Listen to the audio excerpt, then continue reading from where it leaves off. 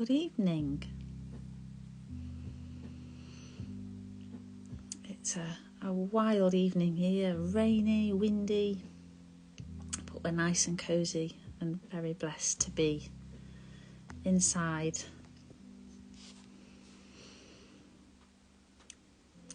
I'll just have a moment to see if anyone decides to join live.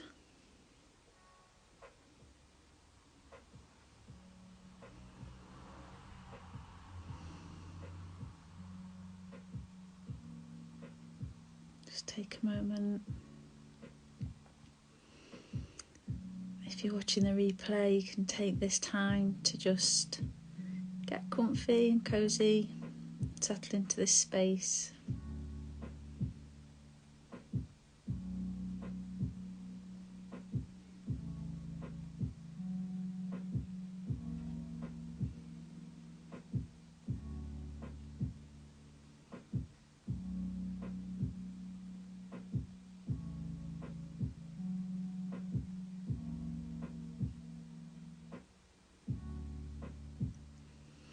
Good evening, Lee.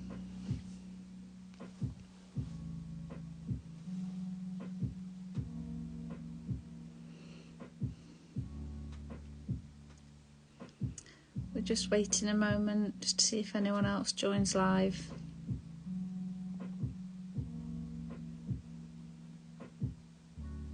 Just starting to allow ourselves to relax.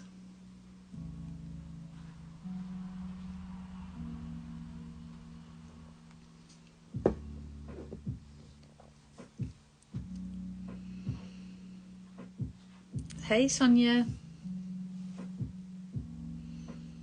it's lovely to have you here.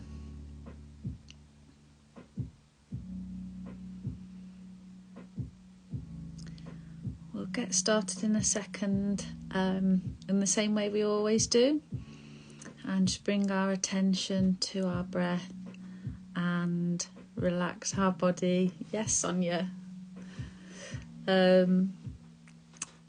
Just relax, come into this space and get our minds, our bodies and our hearts ready for sleep.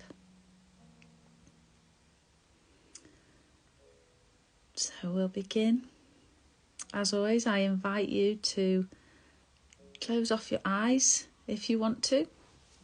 Put a hand on your heart or a hand on your heart and your other hand on your belly. And you can breathe into these areas. It just helps to have that contact there to connect with the breath. So close off your eyes if you're ready. Take a big breath in. And exhale. You can sigh it out if you like.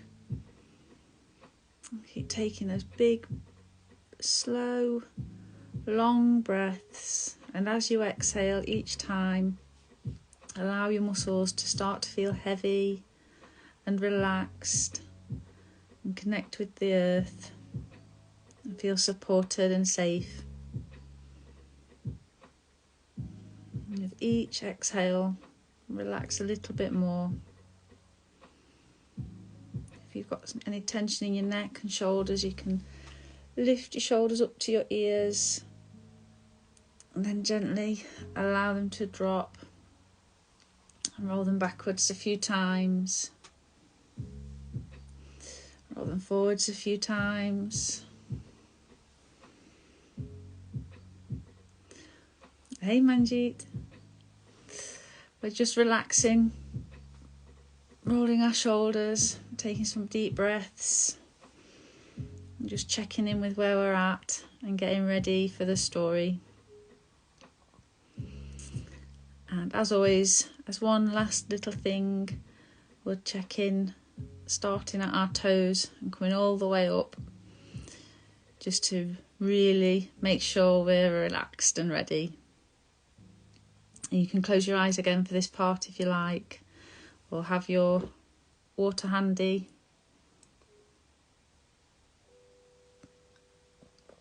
So starting at the tips of your toes and just touch each part of the body with your mind. Scan to see what's going on there, and then allow it to relax.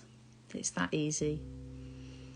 So starting with the toes and coming up into the soles of the feet and the tops of the feet, the ankles, the calves and the shins, up into the knees, to the tops, the front of your thighs and the back of your thighs, your hips and your seat and your lower back, your belly and abdomen, up into your diaphragm and your ribs, then round to the mid-back, up into the top of your back and round to your chest, down each arm, then back up to the front of your shoulders and on up into your neck and your throat and into your jaw, and just wetting your lips and sliding your jaw from side to side to release any tension there if you've been gritting your teeth all day.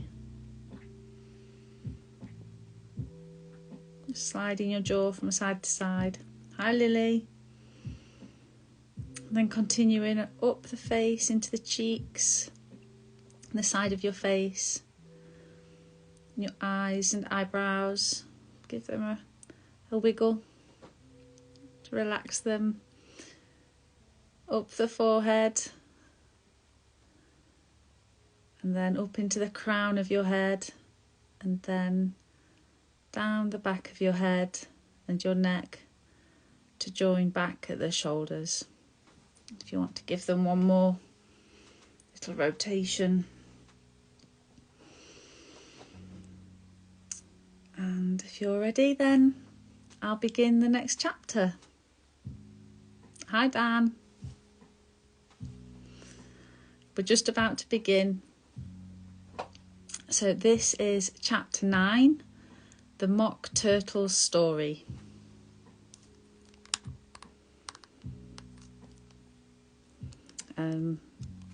Just a quick recap before I do begin. The last time we left Alice, she'd been playing croquet with flamingos and hedgehogs, and had a chat again with the Cheshire Cat, who had caused all kinds of chaos and arguments.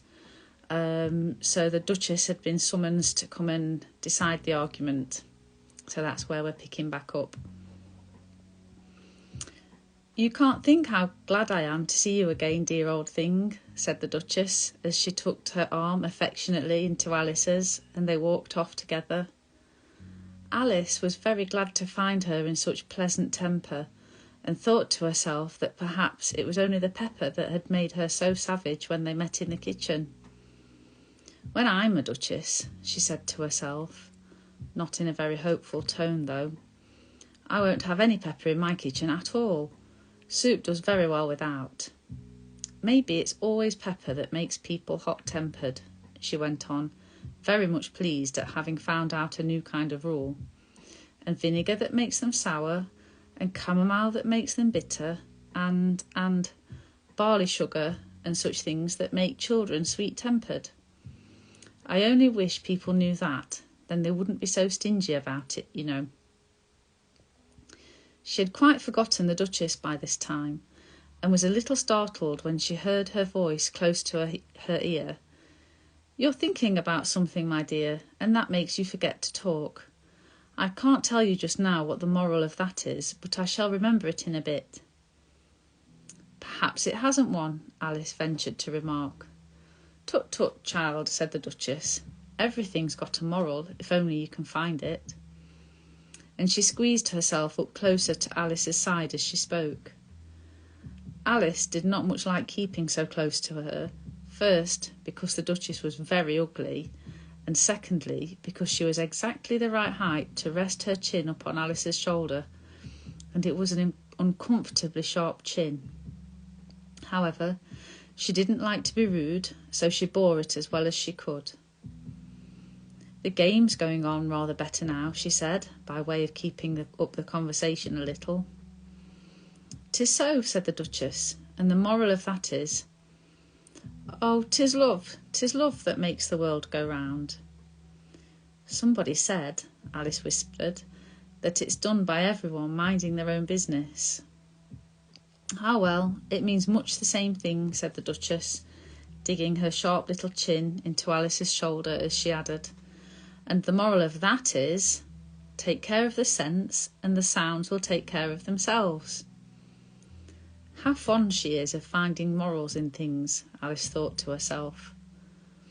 "I dare say you're wondering why I don't put my arm round your waist," the Duchess said after a pause. "The reason is that I'm doubtful about the temper of your flamingo. Shall I try the experiment?" "He might bite," said Alice cautiously, not feeling at all anxious to have the experiment tried. "Very true," said the Duchess. "Flamingos and mustard both bite. And the moral of that is, birds of a feather flock together." "Only mustard isn't a bird," Alice remarked. "Right as usual," said the Duchess. "What a clear way you have of putting things." "It's a mineral, I think," said Alice. "Of course it is," said the Duchess, who seemed ready to agree to everything that Alice said. "There's a large mustard mine near here, and the moral of that is, the more there is of mine, the less there is of yours." "Oh, I know," exclaimed Alice, who had not attended to this last remark. "It's a vegetable. It doesn't look like one, but it is." "I quite agree with you," said the Duchess, "and the moral of that is, be what you would seem to be, or if you'd like to put it more simply, never imagine yourself not to be otherwise than what it might appear to others that what you were or might have been was not otherwise than what you had been would have appeared to them to be otherwise." "I think I should understand that better," Alice said very politely, "if I had written it down, but I can't quite follow it as you say it." "That's nothing to what I could say if I chose," the Duchess replied in a pleased tone. "Pray, don't trouble to say it any longer than that," said Alice. "Oh, don't talk about trouble," said the Duchess. "I make you a present of everything I've said as yet." A cheap sort of present, thought Alice. I'm glad they don't give birthday presents like that. But she did not venture to say it out loud. "Thinking again?" the Duchess asked, with another dig of her sharp little chin. "I've a right to think," said Alice sharply, for she was beginning to feel a little worried. "Just about as much right," said the Duchess, "as pigs have to fly, and the—" But here, to Alice's great surprise, the Duchess's voice died away, even in the middle of her favourite word, moral, and the arm that was linked to hers began to tremble. Alice looked up, and there stood the Queen in front of them, with her arms folded, frowning like a thunderstorm. "A fine day, Your Majesty," the Duchess began in a low, weak voice. "Now I give you fair warning," shouted the Queen, stamping on the ground as she spoke. "Either you or your head must be off, and that in about half no time. Take your choice." The Duchess took her choice and was gone in a moment. "Let's go on with the game," the Queen said to Alice, and Alice was too much frightened to say a word, but slowly followed her back to the croquet ground. The other guests had taken advantage of the Queen's absence and were resting in the shade. However, the moment they saw her, they hurried back to the game, the Queen merely remarking that a moment's delay would cost them their lives. All the time they were playing, the Queen never left off quarrelling with the other players and shouting, "Off with his head," or "Off with her head." Those whom she sentenced were taken into custody by the soldiers, who of course had to leave off being archers to do this, so that by the end of half an hour or so there were no archers left, and all the players, except the king, the queen and Alice, were in custody and under sentence of execution. Then the queen left off, quite out of breath, and said to Alice, "Have you seen the mock turtle yet?" "No," said Alice. "I don't even know what a mock turtle is." "It's the thing mock turtle soup is made from," said the queen. "I never saw one or heard of one," said Alice. "Come on then," said the queen, "and he shall tell you his history." As they walked off together, Alice heard the king say in a low voice to the company generally, "You are all pardoned." "Come, that's a good thing," she said to herself, for she had felt quite unhappy at the number of executions the queen had ordered. They very soon came upon a griffin lying fast asleep in the sun. If you don't know what a griffin is, there is a picture. I can't show you the picture, but there is one. "Up, lazy thing," said the queen, "and take this young lady to see the mock turtle and to hear his history. I must go back and see after some executions I have ordered." And she walked off, leaving Alice alone with the griffin. Alice did not quite like the look of the creature, but on the whole she thought it would be quite as safe to stay with it as to go after that savage queen, so she waited. The griffin sat up and rubbed its eyes. Then it watched the queen till she was out of sight. Then it chuckled. "What fun," said the griffin, half to itself and half to Alice. "What is the fun?" said Alice. "Why, she," said the griffin. "It's all her fancy. They never executes nobody, you know. Come on." "Everybody says come on here," thought Alice as she went slowly after it. "I never was so ordered about in all my life, never."